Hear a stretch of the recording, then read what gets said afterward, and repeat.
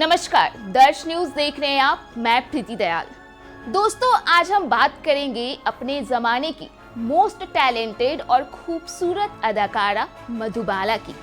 भारतीय बॉलीवुड के सबसे खूबसूरत चेहरों की जब भी बात होती है तो लोग मधुबाला का नाम सबसे पहले लेते हैं और मधुबाला का नाम लेते ही आपके जहन में उनकी कई छवियां उभर कर आती हैं जो किसी शहजादी से कम नहीं लगता। मोहक, खूबसूरत, दिलकश, ताजगी से भरपूर और जिसके चेहरे से नूर टपक रहा हो तो आप शायद ही मधुबाला के अलावा किसी दूसरे चेहरे के बारे में सोच पाएं। मधुबाला की दीवानगी आज भी लोगों के सर चढ़कर बोलती है। फिल्म मुगले आजम में अनारकली का किरदार निभाने के बाद मधुबाला लोगों की नजरों में अनारकली के ही रूप में बस गई।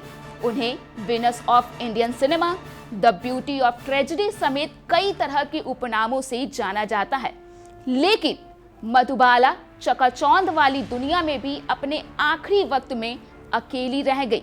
जिस दिलकश अदाकारा के चाहने वालों की कमी नहीं थी, उसे न तो इश्क में और न ही शादी में खुशियां मिली। जी हाँ, हम आपको पूरी कहानी बताते हैं। आपने मधुबाला और दिलीप कुमार के प्रेम कहानी के बारे में तो सुना ही होगा।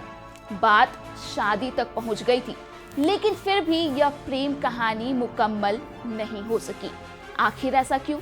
दरअसल हुआ यूं कि 11 साल की उम्र में मधुबाला ज्वार भाटा के सेट पर दिलीप कुमार से पहली बार मिली थी।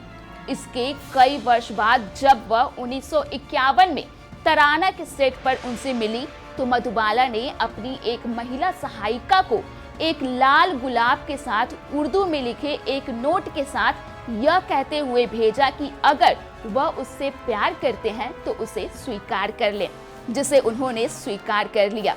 इसके बाद वे दोनों एक साथ कुल 4 फिल्मों में दिखाई देने वाली लोकप्रिय रोमांटिक जोड़ी बन गए थे। पत्रकार पंडित के राजदान ने अपनी आत्मकथा में लिखा कि मधुबाला और दिलीप कुमार का हाथ पकड़कर रॉक्सी सिनेमा में प्रवेश करने का दृश्य मेरी स्मृति के पर्दे से कभी नहीं मिट सकता। इस मौके को कैमरों ने कैद कर लिया और पत्रकारों में हड़कंप मच गया। मधुबाला की प्यार में डूबी तस्वीर को कैद कर लिया गया। इसके बाद दोनों के शूटिंग के बाद ड्राइव के कई किस्से चर्चा में आने लगे। ऐसा लग रहा था कि वे किसी भी दिन शादी कर लेंगे। कहा जाता है कि एक दिन दिलीप मधुबाला के साथ उनके मेकअप रूम में थे। दिलीप कुमार ने मधुबाला को अपने साथ जाने और उसी दिन शादी करने के लिए कहा। शादी की शर्त थी कि मधुबाला को अपने पिता को छोड़ना होगा और फिर कभी उनसे मिलना नहीं होगा। मधुबाला के लिए यह असंभव था।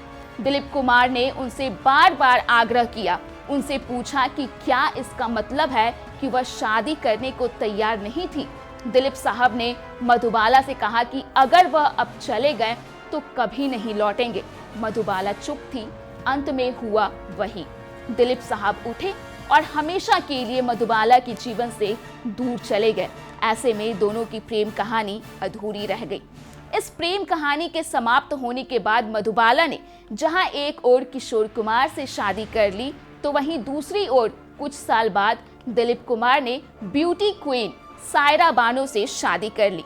इधर मधुबाला के दिल में छेद होने के कारण उनकी तबीयत तेजी से बिगड़ने लगी।